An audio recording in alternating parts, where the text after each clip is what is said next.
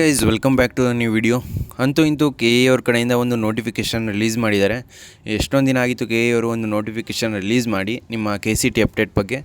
So ಈ ಒಂದು ನೋಟಿಫಿಕೇಷನಲ್ಲಿ ಏನಿದೆ, ಇದು ಏನು ಯೂಸು ಅಂದರೆ ಮೇಯ್ನಾಗಿ ಹೇಳ್ಬೇಕಂದ್ರೆ ಸೀಟ್ ಮ್ಯಾಟ್ರಿಕ್ಸ್ನ ರಿಲೀಸ್ ಮಾಡಿದ್ದಾರೆ. ಸೊ ಇದು ಯಾವ ರೀತಿ ಇರುತ್ತೆ, ಎಲ್ಲಿ ಡೌನ್ಲೋಡ್ ಮಾಡೋದು, ಈ ರೀತಿ ಕಂಪ್ಲೀಟ್ ಡೀಟೇಲ್ಸ್ನ ತಿಳಿಸ್ಕೊಡ್ತೀನಿ. ಅದಕ್ಕಿಂತ ಮುಂಚೆ ನೀವು ನಮ್ಮ ಚಾನಲ್ಗೆ ಸಬ್ಸ್ಕ್ರೈಬ್ ಆಗಿಲ್ಲ ಅಂದರೆ ಸಬ್ಸ್ಕ್ರೈಬ್ ಆಗಿ, ಮತ್ತು ನಿಮ್ಗೆ ಏನೇ ಡೌಟ್ಸ್ ಇರೋ ಕಮೆಂಟ್ ಬಾಕ್ಸಲ್ಲಿ ತಿಳಿಸಿ, ನಾನು ನಿಮಗೆ ಆನ್ಸರ್ ಮಾಡ್ತೀನಿ. ಮೇಯ್ನಾಗಿ ಈಗ ಫಸ್ಟು ಇಂಪಾರ್ಟೆಂಟ್ ನೋಟ್ ಏನು ಅಂತ ಹೇಳಿದ್ರೆ, ನಿಮ್ಮ ಆಪ್ಷನ್ ಎಂಟ್ರಿ ಇನ್ನೊಂದು 10 ಡೇಸಲ್ಲಿ ಸ್ಟಾರ್ಟ್ ಆಗುತ್ತೆ. ಅದಾಗಿ ಒಂದು 10 ಡೇಸ್ಗೆ ನಿಮ್ಮ ಕಾಲೇಜ್ ಅಡ್ಮಿಷನ್ ಬರುವ ಚಾನ್ಸಸ್ ತುಂಬ ಇದೆ. ಸೊ ತುಂಬ ಪೇರೆಂಟ್ಸ್ಗೆ ನೀವು ಸಡನ್ನಾಗಿ 1 ಲ್ಯಾಕು 1.5 ಲ್ಯಾಕು ರೆಡಿ ಮಾಡಿ ಅಂದರೆ ತುಂಬ ಕಷ್ಟ ಆಗುತ್ತೆ. ಮ್ಯಾಕ್ಸಿಮಮ್ 1.5 ಆಗ್ಬೋದು. ಸೊ 1,50,000 ಒಳಗಡೆ ನಿಮ್ಮ ಇಂಜಿನಿಯರಿಂಗ್ ಫೀಸ್ ಮುಗಿಯುತ್ತೆ. ನಿಮ್ಮ ಪೇರೆಂಟ್ಸ್ಗೆ ನೀವು ಮುಂಚೆನೇ ತಿಳಿಸಿದರೆ ಅವ್ರು ರೆಡಿ ಮಾಡೋದಕ್ಕೆ ಈಸಿ ಆಗುತ್ತೆ. ಸೊ ಅಷ್ಟೊಂದು ಈಸಿ ಇರಲ್ಲ ಅಮೌಂಟ್ನ ರೆಡಿ ಮಾಡೋದು. ಸೊ ಆದ್ದರಿಂದ ನಿಮ್ಮ ಪೇರೆಂಟ್ಸ್ಗೆ ನೀವು ಕರೆಕ್ಟಾಗಿ ತಿಳಿಸ್ಬೇಕು, ಈ ರೀತಿ ಇನ್ನೊಂದು 20 ಡೇಸ್ ಒಳಗಡೆ ನಮ್ಮ ಕಾಲೇಜು ಅಡ್ಮಿಷನ್ ಇರುತ್ತೆ, ನೀವು ಅಮೌಂಟ್ನ ರೆಡಿ ಮಾಡಿ ಅಂತ. ಆವಾಗ ಅವರು ಅಮೌಂಟ್ನ ರೆಡಿ ಮಾಡ್ಕೊತಾರೆ. ಸೊ ನಿಮ್ಮ ಆಪ್ಷನ್ ಎಂಟ್ರಿ ಎಲ್ಲ ಮುಗಿದ ಮೇಲೆ ನೀವು ಈಸಿಯಾಗಿ ಅಡ್ಮಿಷನ್ ಆಗ್ಬೋದು. ತುಂಬ ಸ್ಟೂಡೆಂಟ್ಸು, ಮೋರ್ ದೆನ್ 20,000 ಸ್ಟೂಡೆಂಟ್ಸು ಫೀಸ್ನ ಪೇ ಮಾಡೋಕ್ಕಾಗದೆ ಆಪ್ಷನ್ ಎಂಟ್ರಿಯಿಂದ ಎಕ್ಸಿಟ್ ಆಗಿದ್ದಾರೆ, ನೋಡಿದ್ದೀನಿ ಲಾಸ್ಟ್ ಇಯರ್ ಎಲ್ಲ. ಸೊ ಅದರಿಂದ ಇದೊಂದು ಅಡ್ವೈಸು ನಿಮ್ಮ ಪೇರೆಂಟ್ಸ್ಗೆಲ್ಲ ತಿಳಿಸಿ, ಈ ರೀತಿ 1.5 ಲ್ಯಾಕ್ ಹತ್ತತ್ರ ಬೇಕಾಗ್ಬೋದು ಅಂತ. ಮ್ಯಾಕ್ಸಿಮಮ್ 1.5 ನಿಮಗೆ ಫೀಸ್ ಎಷ್ಟಾಗ್ಬೋದು ಅಂತ ಹೇಳಿದ್ರೆ 1.2 ಲ್ಯಾಕ್ ಅಂದರೆ 1,20,000 ಆಗ್ಬೋದು. ಅದರ ಬಗ್ಗೆ ಡೆಡಿಕೇಟೆಡ್ ವೀಡಿಯೋ ಮಾಡಿ ತಿಳಿಸಿದ್ದೀನಿ, ಫೀಸ್ ಸ್ಟ್ರಕ್ಚರ್ ಯಾವ ರೀತಿ ಇರುತ್ತೆ ಅಂತ. ಅದನ್ನು ಡಿಸ್ಕ್ರಿಪ್ಷನಲ್ಲಿ ಹಾಕಿರ್ತೀನಿ, ಹೋಗಿ ಚೆಕ್ ಮಾಡಿ. ಇನ್ನು ಡೈರೆಕ್ಟಾಗಿ ಈಗ ಕೆ ಎ ಅವರು ಒಂದು ನೋಟಿಫಿಕೇಷನ್ ರಿಲೀಸ್ ಮಾಡಿದ್ದಾರೆ ಅಂತ ಹೇಳಿದ್ನಲ್ಲ, ಈ ಒಂದು ನೋಟಿಫಿಕೇಷನ್ ತುಂಬ ಇಂಪಾರ್ಟೆಂಟು. ವೈ ಬಿಕಾಸ್ ನಿಮ್ಮ ಸೀಟ್ ಮ್ಯಾಟ್ರಿಕ್ಸ್ ಅಂತ ಇರುತ್ತೆ. ಹೊಸಬ್ರಿಗೆ ಗೊತ್ತಿರಲ್ಲ ಸೀಟ್ ಮ್ಯಾಟ್ರಿಕ್ಸ್ ಅಂದರೆ ಏನು ಅಂತ.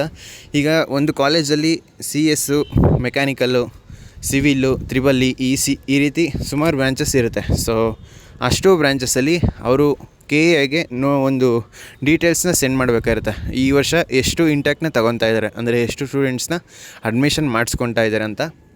ಈ ಒಂದು ಸೀಟ್ ಮ್ಯಾಟ್ರಿಕ್ಸಲ್ಲಿ ಏನಿರುತ್ತೆ ಅಂತ ಹೇಳಿದ್ರೆ, ಆ ಕಾಲೇಜಲ್ಲಿ ಎಷ್ಟು ಸೀಟ್ಸ್ ಇದೆ, ಎಷ್ಟು ಸೀಟ್ಸು ಕೆ ಎಗೆ ಕೊಡ್ತಾರೆ, ಎಷ್ಟು ಸೀಟ್ಸಲ್ಲಿ SNQ ಕೋಟಾ ಇದೆ, ಎಷ್ಟು ಸೀಟಲ್ಲಿ ಸ್ಪೆಷಲ್ ಕ್ಯಾಟಗರಿ ಅಂದರೆ ಈಗ SC rural, SC Kannada medium, ಈ ರೀತಿ ಒಂದಷ್ಟು ಸ್ಪೆಷಲ್ ಕ್ಯಾಟಗರಿ ಇರುತ್ತೆ.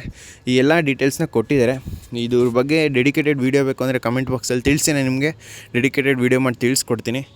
ಇಲ್ಲಿ ನೀವು ನೋಡ್ಬೋದು, ಇಲ್ಲಿ ಕರ್ನಾಟಕ ವೃತ್ತಿ ಶಿಕ್ಷಣ ಸಂಸ್ಥೆಗಳ ಪ್ರವೇಶ ನಿಯಂತ್ರಣ ಮತ್ತು ಶುಲ್ಕ ನಿಗದಿ ಅಧಿನಿಯಮ ಇದೇನು ಬೇಕಾಗಿಲ್ಲ ನಿಮಗೆ.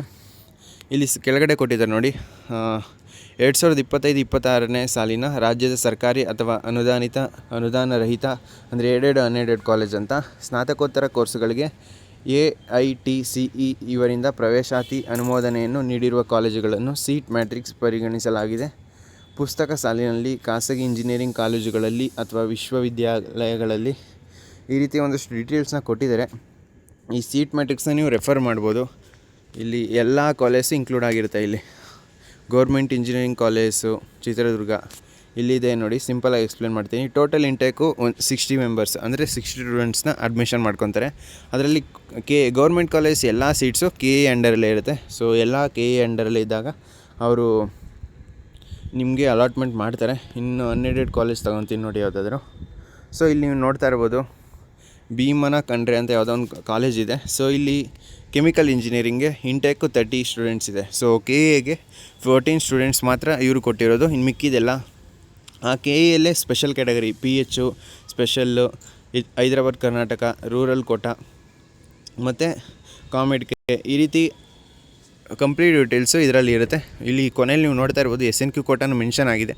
ಇದ್ರ ಬಗ್ಗೆ ಸೀಟ್ ಮ್ಯಾಟ್ರಿಕ್ಸ್ ಬಗ್ಗೆ ಡೆಡಿಕೇಟೆಡ್ ವೀಡಿಯೋ ಬೇಕು ಅಂದರೆ ಕಮೆಂಟ್ ಬಾಕ್ಸಲ್ಲಿ ತಿಳಿಸಿ, ನಾನು ನಿಮಗೆ ಆನ್ಸರ್ ಮಾಡ್ತೀನಿ.